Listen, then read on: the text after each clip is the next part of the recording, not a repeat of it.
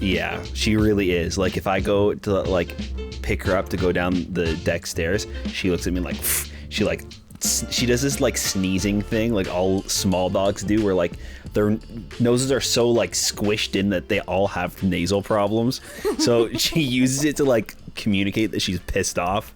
Yeah. So she'll, like, huff at me and look up and, like, don't freaking touch me. I will let you carry me. Yeah. But I'm not happy. She goes down herself, back up the stairs, but then when she comes back inside, she usually has an episode, like, right afterwards. Yeah. Girl. Well, you know. So. Well, all dogs go to heaven to play with each other anyway. Yeah. And sing songs. In my mind, they're all hanging out with alligators. What? Alligators hanging out with alligators, yeah. Why not? I'm sure of all the vicious creatures, they go there. It's really funny when we're in Florida. Not this year, obviously. Like 6 years ago, we stayed at a Marriott resort where there were signs everywhere that were like, "Do not walk your dogs. We have alligators." That's crazy. And these are like, they're like covered bridges, and there's like a little a communal barbecue area that you can go like barbecue with other other snowbirds or whatever. And it opened to the water, so like alligators or crocodiles or whatever the heck lives in there, they could just like walk up. And there were a couple mornings, because at the time I smoked, and it's uncool to smoke, but anyway, besides that, I would like wake up early. Like, I was a really, really early riser, plus it's so noisy in that city. I would get up and go out onto the veranda, and there would just be alligators lying around. Also having a drag. Yeah. Just looking up, going, "Hey, girl. Hey." We were also smoking. Reading the paper. Passing me the sports section, etc., etc. So, yeah. Welcome to the Full Volume Podcast. Welcome. It looks a little different around here, but that's not due to any kind of world-bending manipulation. Unless you count moving around the province during a pandemic, magical, which is what my co-host Brent, Harvey Brent, is doing today. So I have invited somebody who you should now all be familiar with. I don't know how to do a drum roll. I've tried it before on this show. It's never worked. Joshua Murr-VELL. Hey, everyone. No, Jolie is not controlling me via a hex. I volunteered to help out this week, so hopefully Brent will be back next week. Oh, yes. But for now, we're going to be talking episode 8. Yeah. Of WandaVision, yeah. Episode 8, entitled Previously On. Right, previously on. ... Mm-hmm. I don't know how I feel about this one. Really? Mm-hmm. I think the magic... I really enjoyed it.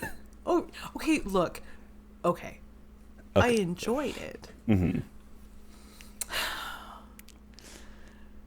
I feel like there's going to be like very nerdy people who up until this point hated the show that are going to be like, "Oh, of course G.I. Jolie hates it. She hates everything that makes sense." I was like, no, I don't hate everything that makes sense. You like everything that's shitty.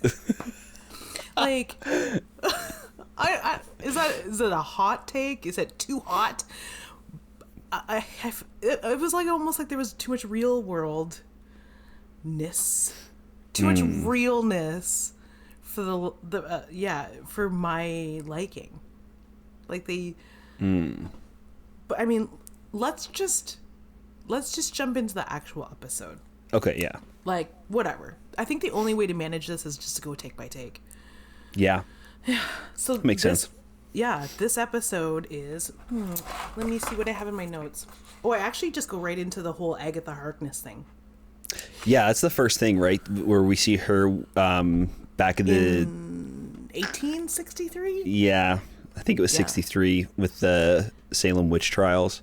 And there's some speculation from comic book channels and other sort of articles that are suggesting that Marvel is using history and sort of fictionalizing actual history and saying that in the Marvel universe, the Salem witch trials are actually about witches persecuting each other. And I'm like, no, that's not what this is.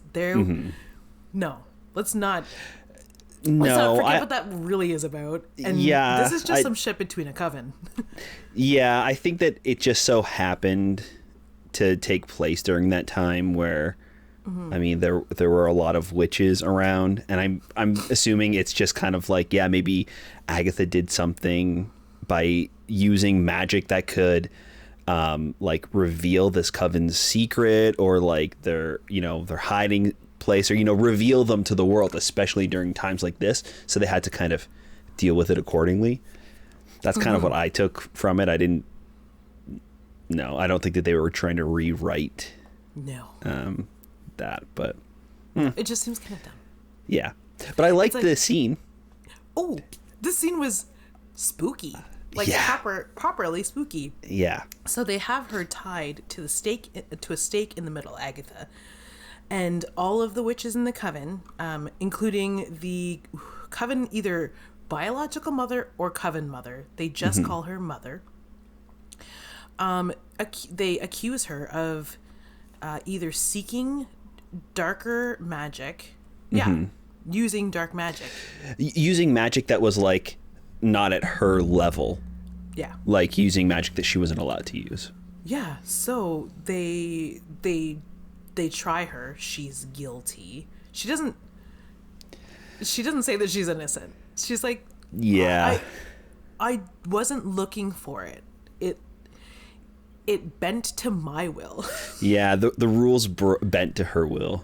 Yeah. So either way, she's guilty, and they proceed to try to kill her, to end her life, which results in some very visual soul-sucking. Yeah, it almost looks like the witches are like circling her on the stake, and it almost seems like they're trying to use their powers to like suck the magic out of her and like the life force, and you can see these blue beams shooting towards her, and then as she kind of tries to fight back, the blue beams start to reverse and become purple, and their life energy has been like sucked away from them. And when they fall to the ground lifeless, I was like, holy shit, like that was like spooky. Those like husks were terrifying. Of witches. Yeah, they were pretty spooky. She destroyed all of them, and including at the end, the mother, right? Yeah, who uses the same sort of blue magic to try to complete the removal of witch power or witch energy from Agatha, but Agatha's power is obviously stronger, and you see that she is more like the high priestess of their coven, because you see like this little crown of energy, right, kind of floating around her head while she's trying to remove power from Agatha, but it's no use. She too is husked. I mean, and the crown looks almost like the Scarlet Witch crown. I love that. That was really cool. At first I was like, ooh, this is kind of hokey. Like the visualization of magical energy. But I was like, okay, so obviously this isn't your type, your normal Salem witch. They're obviously like very like, you know how like Doctor Strange, they have like eldritch power. This is a different type of power, which we also find out is probably true and maybe color based. Which is kind of fun. I like that. Like it's goofy, but I don't know. That's super fun to me. That me too. There's like different colors based on the type of magic that you practice. And Yeah, because Doctor Strange is kind of like an orange type of glow to most of his magic, if not all of it. I don't remember any other color besides orange that he uses. So I feel like at first it might have been green when he was... Yeah, with the time stone, like reversal stuff, it was definitely green. But then after that, we get the Marvel, the MCU logo, and we see the MCU logo first, and then it cuts back to the Marvel Studios logo, I think. Right, and then we catch up with what happened. We pick up where we left off last week in the basement, and Agatha is the best character in the show. She might be one of my favorite characters in all of the MCU. Yeah. After this episode, she is fantastic. Catherine Hahn is perfect. I know I said this last week on Full Volume, but oh my god, she is actually perfect. She's so fun. Like, she's scary and intimidating while also being hilarious and just like hamming it up. Like, she's fully like hamming it up and having so much fun, but she's still terrifying on top of it. Oh god, it's so fun. She's great. She knows, one, she's an old witch, and two, she's got a lot of power, and she knows that she has a lot of power. So there's like, centuries of confidence just running under that surface there. Mm-hmm. But when Wanda uses her powers to try to look into her mind, and Agatha's like, no, did you think my mind is off limits to you? Did you good. Yeah, she's like, who amateur? She, like, her attitude the entire episode was so perfect. Like, when Wanda was like, where are my kids? And then she's like, then you hear the kids start screaming and like yelling for Wanda, like, mom, help me. She like kind of like looks and goes, like she does like this like pretend to be like sad face, like, oh, that's so sad, like so good, fantastic. And then like even like afterwards when they're like jumping through the doors, going through the past, like her narration of everything that's happening is so good. To me, that was not boring because we're getting exposition, but we're getting it in such a fun way instead of just flashing back. Like, if they didn't go through those doors and they weren't there in the moment, I don't think it would be as fun as if it was Wanda just like retelling it and we just like faded into the memories. Yeah, and this is where okay, look, I liked it. I just I liked the other episodes better. That's all. Fair. I'm not like where the other episodes were like 10s, this one's like a 9.5. So that's like, okay, that's the kind of margin we're working with here. Sure. So I will still speak with excitement about this episode because it was really good. I just didn't like it as much, and there are reasons why.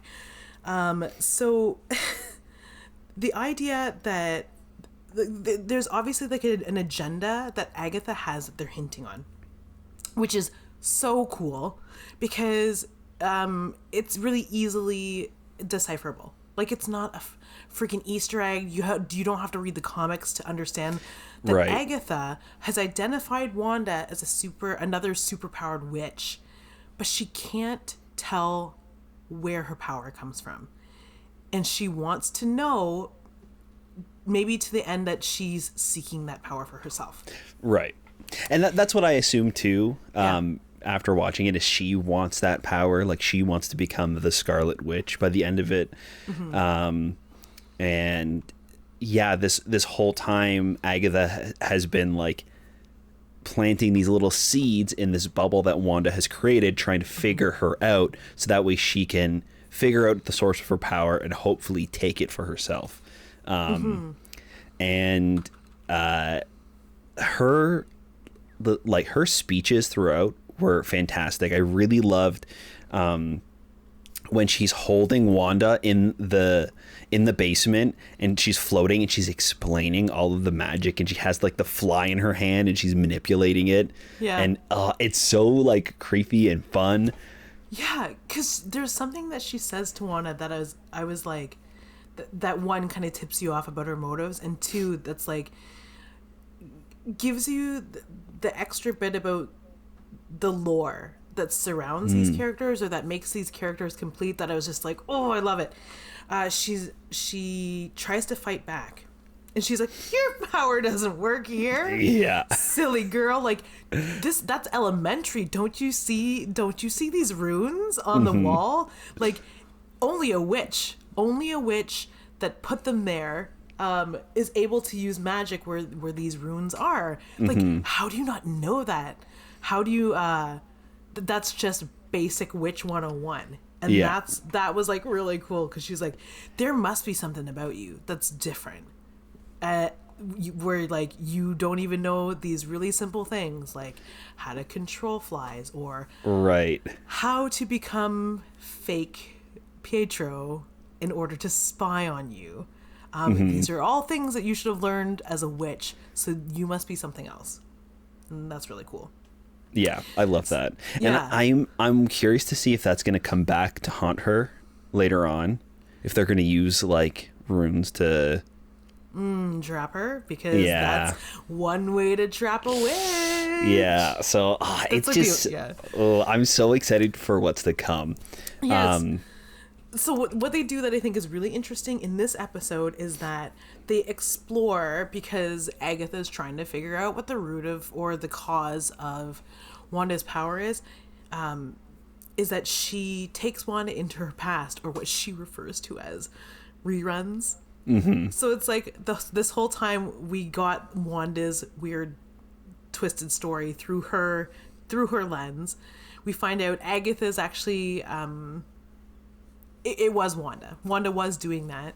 And Agatha uses that same sort of device to kind of sift through her history, or to gain Scarlet Witch's or to gain Wanda's trust, for her to tell her where she got her magical powers. So this maybe is where it started to fall apart for me.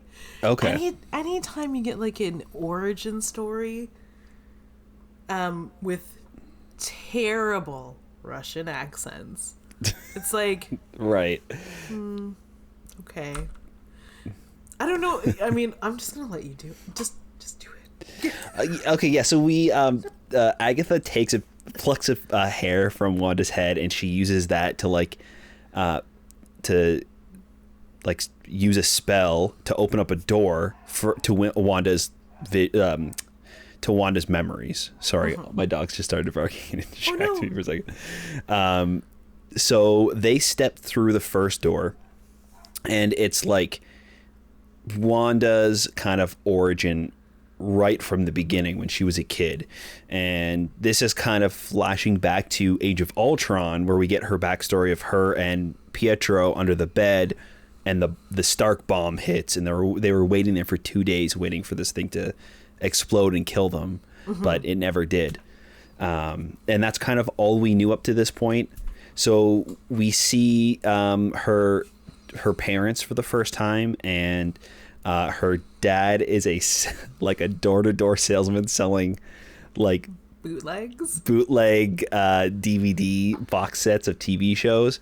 Yeah. And that's where her love of sitcoms comes from. And they used to sit around the TV and watch them together as a family to learn English. And it's really sweet, I think. This little moment, and the fact that she uses this like past memory, and like the last memory really of her family, as this like source for her like perfect world, and how each episode like correlates to a TV show that she used to watch with her family. It's really fun and clever, and it's a good way to give a reason for this to be a TV show. So we see we learned that through Agatha that it wasn't happenstance that the bomb didn't go off. Wanda is a witch by birth. So she actually used like this luck or chance power when she was younger to stop the bomb from going off. Mm-hmm. And she didn't even know that that's what she did.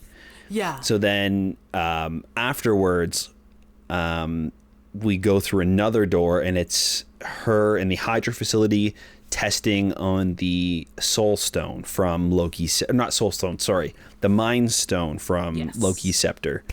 And we see that she's volunteered to be a test subject to hopefully change the world for the better. And we know that that's not the case with Hydra. But we kind of see her interacting with the Mind Stone for the first time. And when she's in this test facility, she opens up the scepter and she kind of like talks or communicates with the stone. And we see this like flash of her future self floating in the Mind Stone. Mm-hmm. And it kind of blasts towards her and does something towards her. Like, I'm assuming because it's the Mind Stone, it does something to open up something in her mind. Yeah. We've only ever really seen the Mind Stone being used to like control people until Vision. So it's kind of nice to see that again being used to kind of open something up. And then exacerbating latent abilities, perhaps. Right. And Agatha actually says something in that room which was really cool about how the Infinity Stone made the fruit blossom that would have otherwise like shriveled up.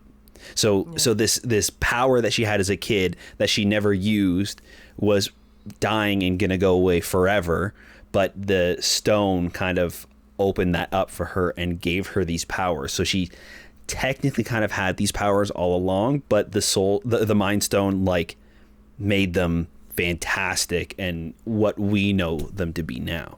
Yeah. So and then mutating them perhaps.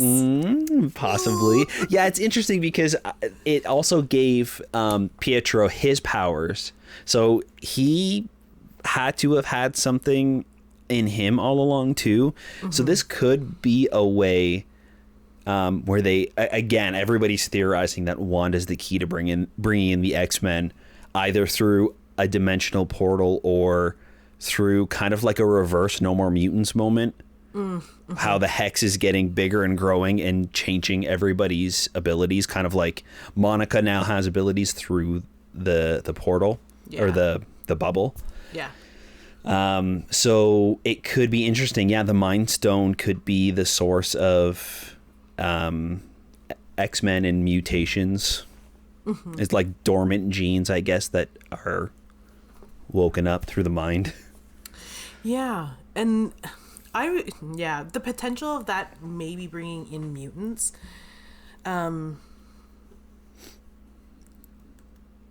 is exciting. But I'm afraid that they're going to do things like not say the word mutant or acknowledge, or call them something stupid like metahumans. Yeah, the MCU kind of does that. I'm glad that they're starting to change that, hopefully. I mean, now that they're bringing fully in magic, it's great, I think. Because before, everything was always explained through science. Like, even Thor as a god, it's like, well, he's technically just an alien. Yeah. Right? Like, everything was... and it is kind of like that in the comics as well, a little bit, I guess. But they kind of throw away the fact that he's like a god and he's really just this...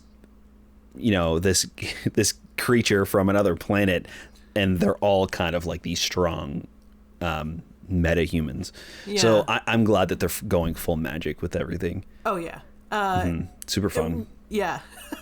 So Agatha pulls her farther and farther along, because at this point, after having seen a vision of what happened to Wanda and her silhouette, she's like, I think I know what's going on, but I need a little more information. We finally get it finally puts to rest the fate of Vision. Well, we do see first. Or do we something happen first? What? Yeah. Before we go, we actually catch up with an in between with Wanda and Vision in Avengers Mansion first, and we see is after the death of Pietro, after the events of Winter Soldier with the it is Civil War. Age of Ultron. After Civil War with when Wanda accidentally sets off the bomb close to the civilians. Yeah. So she's kind of responsible for that. So she's locked away in Avengers Mansion for her safety and for kind of like legal reasons at this point because of everything that's happened. Her and Vision, you really see her and Vision start to bond, and you see their love grow. And the fact that they're kind of connected now through the Mind Stone. Yeah. There's this really great quote of, I'm going to mess it up. I should have wrote it down. Is it what Vision says? Yes. And it's about grief. What is grief if not love persevering, I think is what the quote is. And it's so fantastic. Did you cry? I cried. I was like genuinely got emotional. It was so good. I think that up until this point, Wanda and Vision, we weren't really shown that they were a couple. We were just told. Like, we never really got good moments with them together. We got sprinkles of it here and there. Yeah, like they shoehorned them into like this scene where they're like together in Germany, but it wasn't really successful. You just kind of knew they were on a date, but you didn't get to see their human sides. Like, what did they bond over? What did they talk about? What does a synthezoid talk about with a witch? Why are they in love? It's like, and this is why they're in love. Because Vision is more human than us all, apparently, and I'm a little bit in love. Like, I was just like, stop. Yeah, it's really cute. This might be the best like love story in all of the MCU so far. And this is truly something that they have not given us yet. Yeah, they've always given these like half-assed love stories, these like love interests that have kind of showed up and are just like thrown in to be like, look, we have love too. Gamora, like Peter Quill. Yeah, that's probably the second best one. Okay. It's not good. It's still not great, but like Pepper and Tony, I never really like. They have good chemistry, but it was never like super like loving or emotional. No, even when they introduced a child into their relationship, I felt more towards Tony and his daughter than Tony and Pepper, where Wanda and Vision, we really kind of get to see them bond and start a relationship. I mean, Jane Foster as well. not a great love interest for Thor so far in the MCU. Steve Rogers and Agent. That's true. Peggy Carter is a pretty good. Yeah. That one's that one's just tragic because it was never right. It never really just got off the ground. But yeah, that's true. That happened early on, and we didn't really get to see them in love afterwards. I mean, they hadn't even. I don't even think they really kissed. Like they were waiting for that first dance, and they knew that they were in love, but like he was gone before anything happened. And then when they met again, she was old and dying, right? Yeah. So, and then they very strangely shoehorned in a granddaughter and made it very weird. Yeah, like a great granddaughter or whatever it was. Yeah, very strange. Yeah. So yes, back to it is the greatest love story. It's one of, I would say that it's like one of the greatest love stories. You think so? I think so. I think it's really great. Yeah. It's rare. It's definitely of all of the like science fiction love stories that I've read, it's definitely they're all written like they're forbidden. This one it was just never fully formed in front of our eyes until now. Right. And now that it has, that sort of quiet love that developed is the sweetest thing about it. Mm-hmm. So. And I think the saddest thing about it now, too, is we learn in this episode after that Wanda went back to the sword facility to retrieve Vision's body so she can have a proper burial. Because she's like one of the only people that saw him as human. Yeah. And we see that. I think that's why the Avengers Mansion flashback is so important. It doesn't seem important in the grand scheme of things, like finding out where she got her powers, but it definitely explains why she went mad and created this world. Is because she lost the last thing that she had. That last love, that last like piece of her is now gone, and she can't even have a proper burial like she would want to. And so we learned that she never actually took Vision's body. Yes. That sneaky Hayward, what a snake. Oh, that bitch. Oh God, he's the true villain. I like Agatha. I hate Hayward so much. Oh my God. Oh. Hayward is Mephisto. I have to say Hayward is Mephisto, confirmed. He has to be confirmed.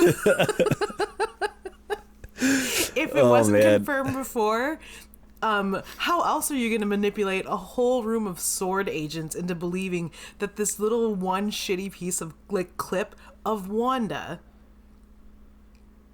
not stealing Vision's body is her stealing Vision's body? Right, because we see that in the flashback in episode 5 they show that scene that we see in the surveillance footage. We see Darcy and Monica and Jimmy watching as Hayward explains that she took the body. So we see her break the glass, float down, and reach to Vision, and then the camera's cut as if she destroyed them or shut them down. And maybe she did, but what we didn't realize is that she never actually took the body. She left without it. And probably the most heartbreaking line was, "I can't feel you." And it's just so powerful because that's the line that they would say to each other in all of the MCU is like, "I can feel you." Yeah. And it's just like, yeah, gut wrenching. So then after she leaves, she in a car, goes into which her is kind of jarring. Yeah, it was weird to see her driving, hey? I know, like, why wouldn't she drive? But, she got into her, like, Scarlet Mobile and drove to Westview after picking up, like, a note that she had in her passenger seat. Yeah. And we learned that it was actually, like, the deed to a house or, like, a land where they were going to build a house together. And Vision had bought it. I don't know how he bought it without like a social security card or anything, but does a synthesoid have credit? That's the show I want to watch. Maybe it's all his Avengers money. Yeah, that's true. Do you think he got paid? It would have to be under the table. Yeah. I mean, he's not illegal. But well, he technically was not born in. Oh no, he was born in the States, wasn't he? So they took the body back to Avengers Mansion. Yes. Okay. He is technically a citizen of the United States of America, but according as Hayward says, he is a property of the government, which is so frustrating. And part of that was one of the biggest parts of Wanda's like grief. Mm-hmm. That had me grieving with her, was that it's like something in this shell was the man that you loved, and you can't feel it anymore. And the United States government owns the remnants, because they are not only lying in front of you on a table, but they're lying in front of you in pieces. Mm-hmm. Could you imagine watching the husk of the person you love being dismantled in front of you? That was so eerie too, because you can see like the wires that are almost like his nervous system as they're like pulling his arm apart. You can see like the nerves like flow out. Yeah, and you can hear her. She's like, "Stop! What are you doing?" Yeah. Oh God. So, we so see she's there. Yeah, right. And then afterwards, we see her create the bubble. So we see her driving through Westview, going to the house, and we see all of these people that have showed up in her TV show as just regular citizens. Mm-hmm. And we now know that she is the one, 100%, that created the hex, created the bubble, and turned everybody into the people that we see in the show. Mm-hmm. So we also see that after she builds her house, she actually creates Vision from her powers. So she has chaos powers, I believe, is what Agatha said. Yes. And so she created both the twins and Vision from her own mind. Like and that's also why Vision couldn't leave the bubble. Yeah, without dying. And Agatha says it all the time. She's like, I couldn't figure it out. Just, your powers are on autopilot. You could be sleeping and the entire town is still up and running. There's something at work here. There's a level of power that you are attuned to or have that I don't have. I need to know. And that's when she says it. And she also says you have the power to create life, which makes me hopeful that the twins will continue to live once this alternate reality is dismantled. I have a feeling that the twins will continue to be around, but Vision won't. Ugh, yeah. I also... Well, here's the thing. was also thinking... I think Paul Bettany was screwing with us. Tell me more. So Paul Bettany, this whole time we've been waiting for this cameo, this actor that Paul Bettany has wanted to work with his entire life. Or otherwise known as Josh's guess, Al Pacino. I don't think it's Al Pacino. It's not going to be Al Pacino. I think that he was joking and that the two Visions are going to fight each other. And he's talking about himself. I think that he was just being, an ass, and he's talking about himself. Yeah. Because I can't see any other way for this final episode to end. Okay, well, I guess we should maybe talk about that too then. The after credit scene. Yes. We see Hayward in real time, like current time.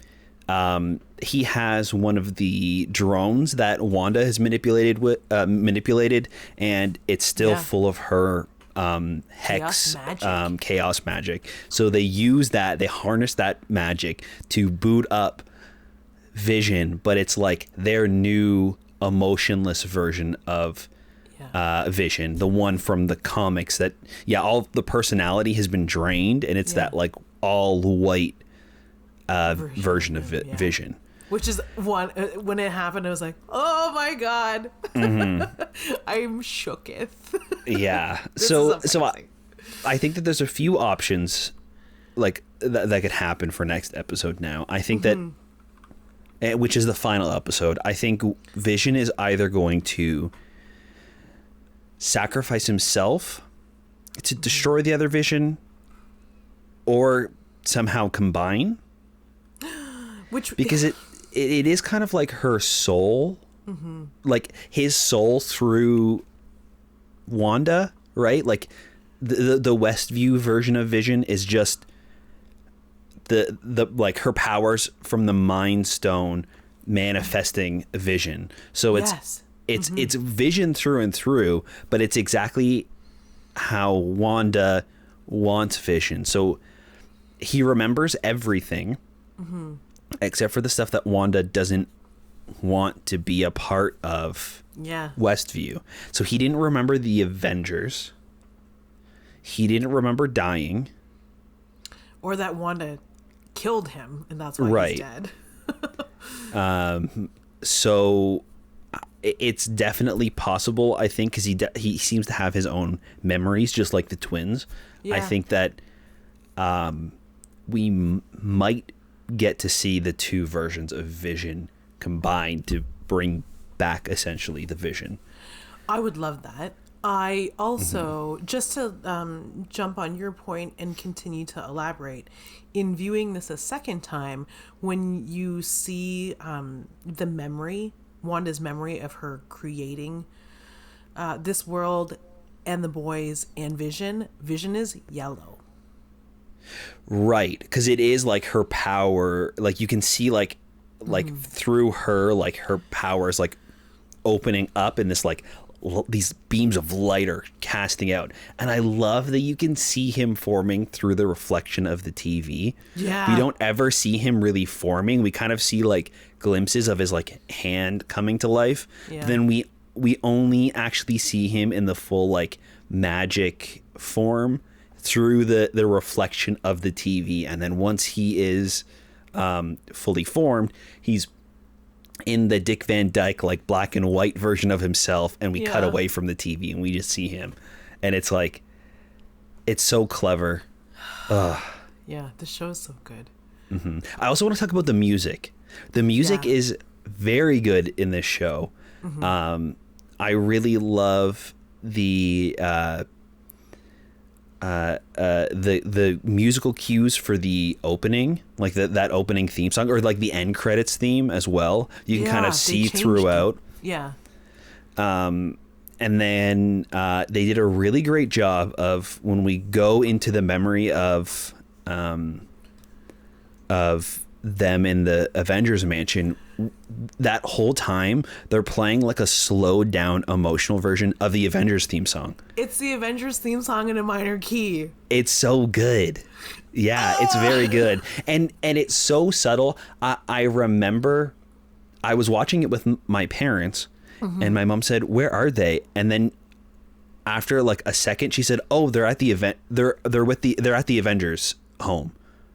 Like she knew. And I honestly think it was because of the cues of the theme and the fact that they were like going back in time. She just picked up on that. And I think it was just a nice way to like bring you back to that time, because they weren't there a lot. We didn't see them really in like the home part. No. We do see Wanda and Vision like talking in one of the movies, possibly Civil War. Where he's kind of like peeking through the walls and talking to Wanda, but where they're making chicken, right? And I think we get the same version of that bedroom scene, but she's speaking to Steve Rogers, right? And it's very quick and it's not very memorable. But then when you see it here, and then they recall the whole, like he mentions, "Oh, I wasn't sure if I could. I know we spoke about privacy." It's like, you didn't speak about privacy here. You talked about privacy in the Avengers movies. Oh, this is so good. And you're tying it all together. It's exactly what we need. But yikes, it's so good. Oh, do you know what? Before we skipped to White Vision, we missed that, Agatha. One really big important revelation and it all comes to a head. The events of this episode all come to a head, and I'm just gonna shut my door, lest anyone in the house hear these spoilers, because I know not everyone has seen the episode. Okay, right. She has the boys. she's got them by purple magic strings, and she says, I know what you are. I didn't think, you're supposed to, this kind of a creature is supposed to be mythological. I didn't think it was possible, but you, my dear, are a scarlet witch. And then I exploded. The ending. Yeah. Oh, man. I'm really happy that they finally freaking called it the Scarlet Witch. Yeah. I'm so excited to see her learn about magic with Doctor Strange. Yeah. I'm so genuinely excited. And then I'm excited to hopefully see her train Wiccan. Yeah. And start the Young Avengers, because that's going to be so fun. And I don't even think it's happened in the comics yet, but I remember Doctor Strange talking to Wiccan, explaining that eventually he will become like the greatest sorcerer ever. Like, he will eventually be the Sorcerer Supreme, Wiccan.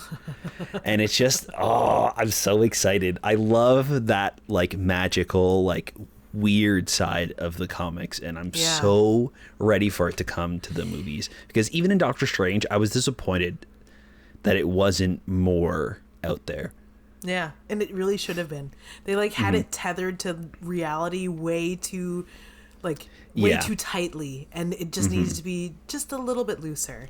Yeah, and I think now they're really letting them kind of go crazy with it. So yeah, and I like the idea that potentially Catherine Hahn's character could also return in a not so evil way. Because it's like, Agreed. She's only, I don't know what you would call a purple witch, maybe like an amethyst witch. Right. But like, that she is on another, she is a level of witch-like being. But she's not on Wanda's level. Obviously, no one else is on Wanda's level. But that she could become an ally. Because in the comics, does she not train? Or they're friends? They go back and forth in the comics. She's very much like a Loki type character, where she is a good guy when it benefits her, and then a bad guy when it benefits her. So she kind of does flip back and forth. So I really, really hope that they keep her around. Oh yeah, because it would be great if I really want to see her back and forth with Benedict Cumberbatch if it happens. Oh, that would be so great. Yeah. Because those two are maybe actors I'd love to see. The way I love Catherine Hahn as Agatha Harkness is the way that I love Paul Rudd as Ant-Man. Okay, yeah. They're just they're characters that I are familiar with from comedy or like dark comedies, and they almost the type of traditional acting that I'm accustomed to seeing them in isn't part of this blockbuster superhero universe, and that's what makes them funnier, and that is what makes them more genuine, and that's what makes me love them more. Yeah, and you get glimpses of those like comedic characters, and it makes them so fun. Yeah. Yeah, so great. We're just gonna I feel like I need like a bowl of ice cream or wine. I don't like a bath, not a cold shower or anything like. Right. But definitely like a comfort. I'm comforted that this is the second to last, the penultimate, if you will, episode. Yeah. I'm super excited to see more. I really, really hope that they do not kill Agatha off in the last episode. God. A lot of the times in the MCU, they set up villains and they kill them off in the movie that they first appear in, and I don't think we get enough time with them to really breathe and like a chance to really enjoy and love them.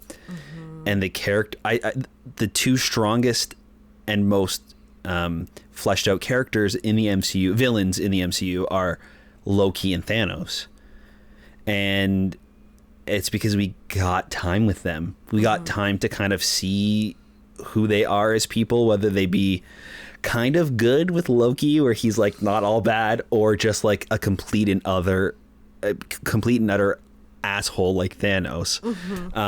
We just get time with them. So I'm super excited to see more of her, and I don't want her to go anywhere. No, and it took a long time, but Loki is getting his own show, and I would put my whole body, soul, and support, or my whole body and soul into supporting the idea that Agatha Harkness should also have her own show. If not Loki, great. Why not Agatha? Oh, it's just so crazy. Oh, wait. That's a great ship. Whoa. Yeah. We have... Agatha and Loki would be Diabolical. good. Yeah. That would be fantastic. I would love to see that team up, too. Yeah, and like a team up. Ooh. And please don't romantically team them up. Please just get them together for chaos' sake. I'd be down with it if they change Loki to Lady Loki. Oh yeah, that would be good too. I think that's too Tumblr-y though for these. I have a feeling it's going to audiences. happen. Yeah. I think Lady Loki might come. Yeah. They're going to go. I think they're going to go wild with the Loki show. Yeah. They're doing a lot of fun stuff. I mean, they already had President Loki in the trailer. It's so good. It looks exactly like that cover. They did such a fantastic job with that. Yeah. I think Loki was the show I was least excited for. And now, after watching all of the trailers, it was the show that I was most excited for after seeing everything. It looks super fun. I don't think that they're done with us trailer-wise with that guy. No, I mean, it's coming out so soon, too. June. Oh, wow. It's out in June. So, Falcon and the Winter Soldier will be May? 3 weeks from now. April. Oh my god, I completely dismissed April as if it didn't exist. I think it starts in March. Let me see. Let me get a calendar real quick here. It must. Yeah, it's March 20th it starts. 19th. Okay. Yeah, March 19th. Oh yeah, because that's right. The 5th is the last episode of WandaVision. A week later on the 12th is the making of, and then after that on the 19th is the first episode of Falcon and Winter Soldier. Yeah. Do you know what I liked? Okay. What I liked the most about this episode is that there was less sort of Easter egg hunting and like digging, and more it was really just telling us what was going on. And also maybe that's why I liked it not as much as the other episodes, because the other episodes had a great way of using Wanda's They pulled a device from Wanda's memory to tell her story, to tell us this is how she's telling her story. Meta. Super, super awesome. But this one was almost too based in the reality of that magic dungeon for me. As realistic as a magic dungeon is. I don't know. Again, I use the comparison of like the two towers all the time. This is the two towers. Yeah, it does feel like a middle episode. I didn't dislike it by any means. I do see what you're saying though. It wasn't as strong as the other ones just because those ones were so fantastic and so elevated. It was fresh. It was different what we were getting. Genuinely, this is the most creative I think the MCU has ever been with any of their properties. Like so far. Yeah, really, so far. It's so out of the box and creative that this even though it was like everything else in the MCU and it was still great, it wasn't as fantastic because it wasn't elevated to that like extra creative level. So I totally get it. I think that Agatha along for the ride really helped it be more fun and inject that like humor and creativeness into it still, but yeah. Well, one of my favorite lines that she says when they're in when they're through the first door and it's like after like the bomb goes off, she's kind of talking about, okay, so you were always a witch this whole time, you just didn't know it. She says a line, I wrote it down: a baby witch obsessed with sitcoms and years of therapy ahead of her. So where'd you get the big guns, Wanda? It's so good. Like, it's so fun and just like a great way to explain exactly what's happening without sitting down and being like, so Wanda, you were a witch the whole time, and like doing it in this like serious flashbacky way. Her like poking fun at it, like, okay, come on, like, what the hell's really going on here? Come on, spit it out. It's so good. Yeah, and to think of the implications about Pietro, the one that we see in this. So she says it's like a crystallum possession. Yes. It was really her as Pietro the whole time. So that whole conversation that we were gushing about, that this is like where we were speculating whether or not this is actually Pietro or not, it was actually just Agatha trying to pump her for information, because she really was asking the same questions. Like, how are you able to do this? Where are the, like, you know what I mean? Like, where are the kids? It's strange. I almost think that I think Pietro is still kind of 50-50 Agatha and Wanda. I think Agatha took this dude, whether it's just some random dude in the MCU, or plucked him from the multiverse and dropped him in here. I really don't think that's what's happening, but let's say you know that's what's happening.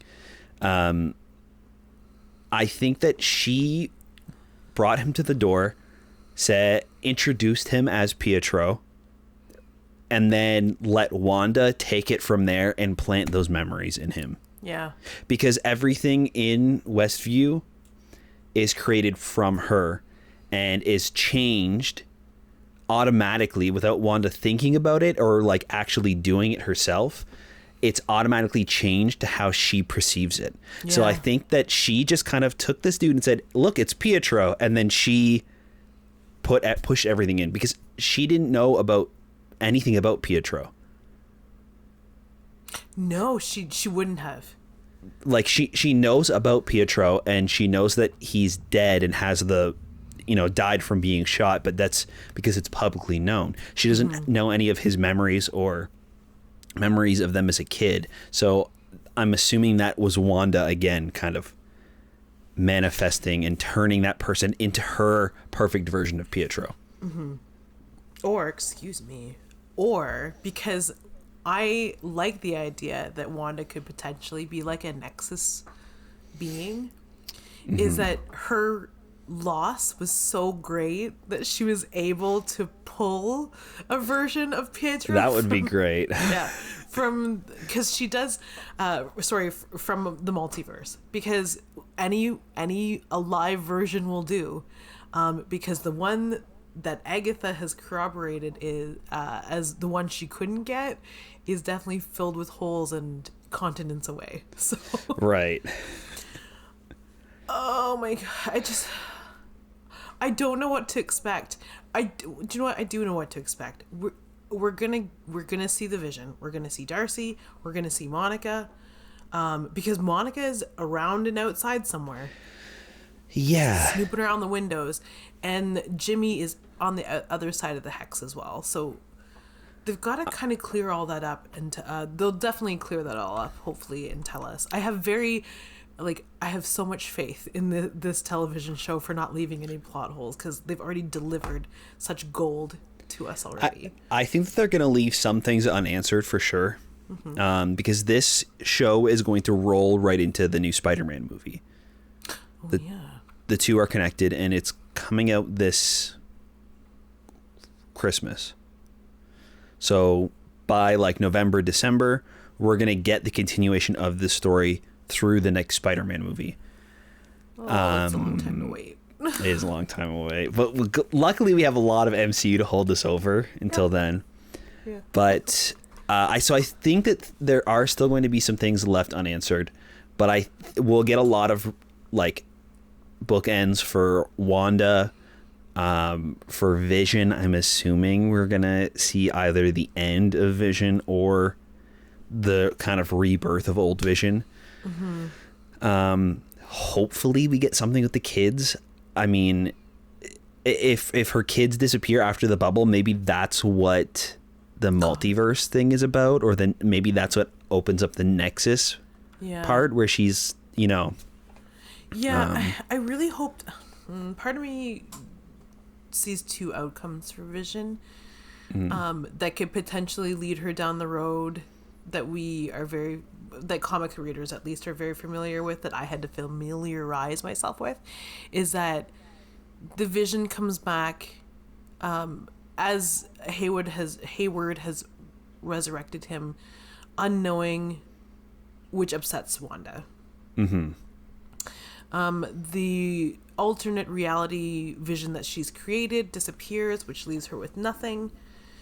The boys disappear, which leaves her with nothing, which leads her to having to deal with the gigantic hole in herself, which leads to the multiversal event that she creates or doesn't create.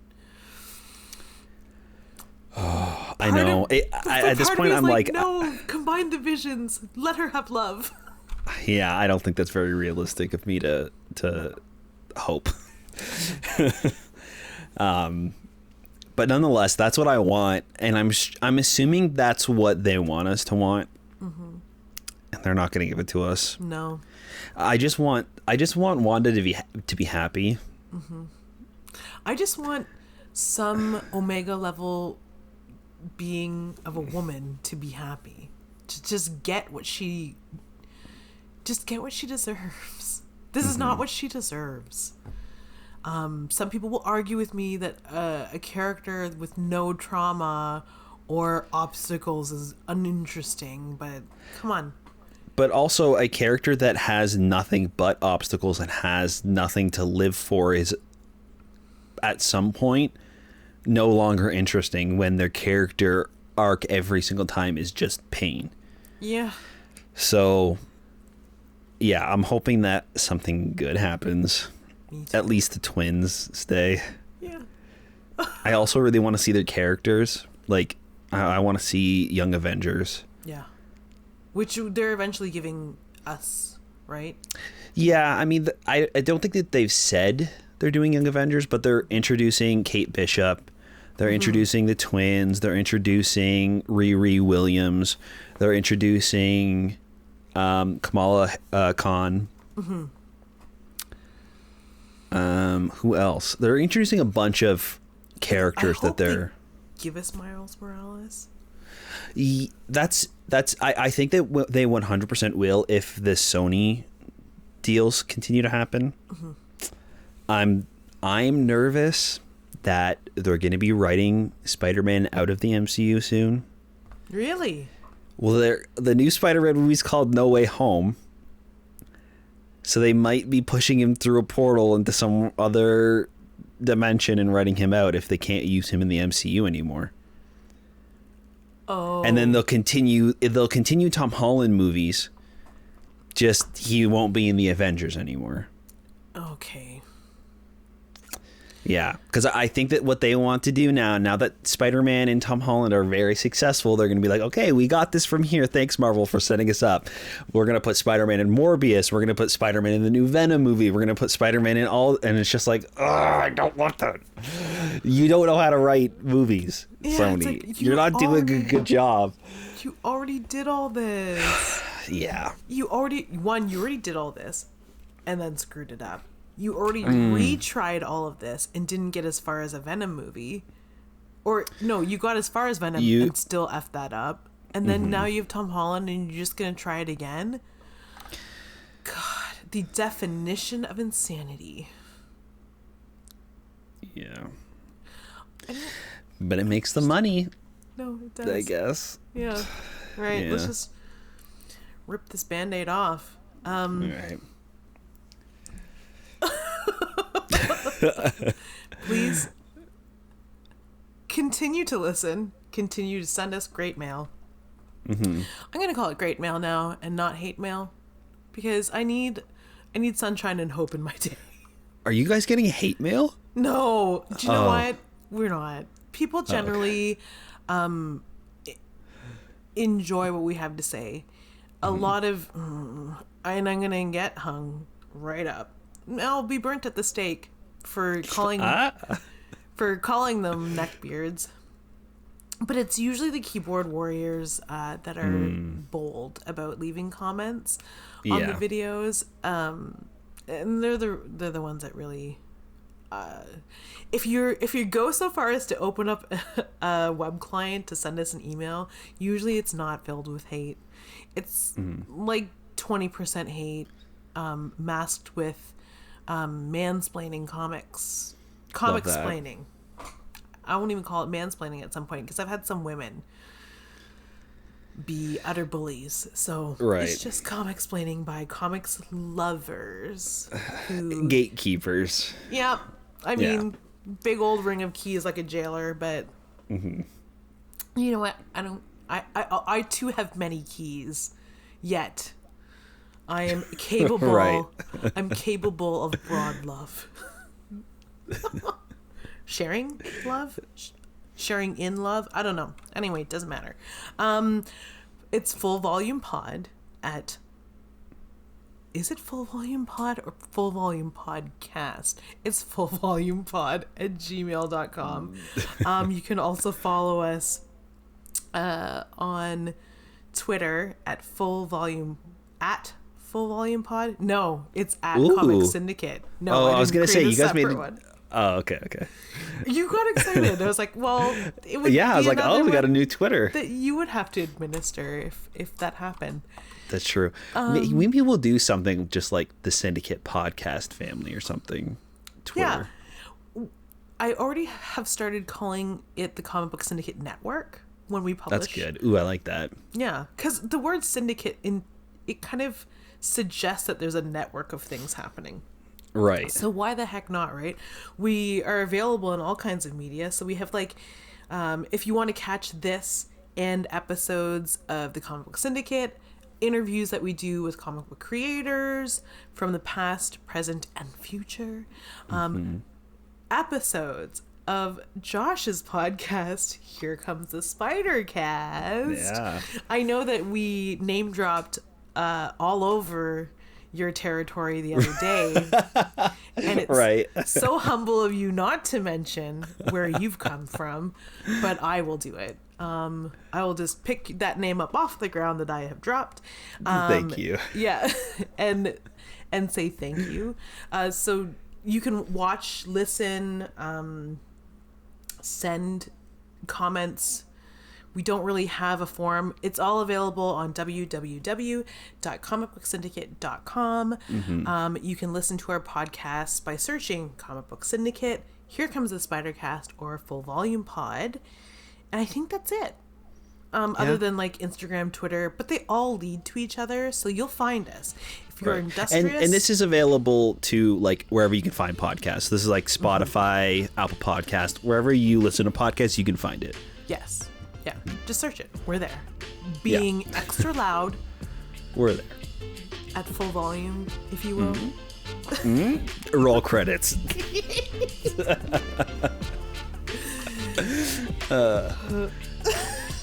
All right. That might be the perfect place to end it.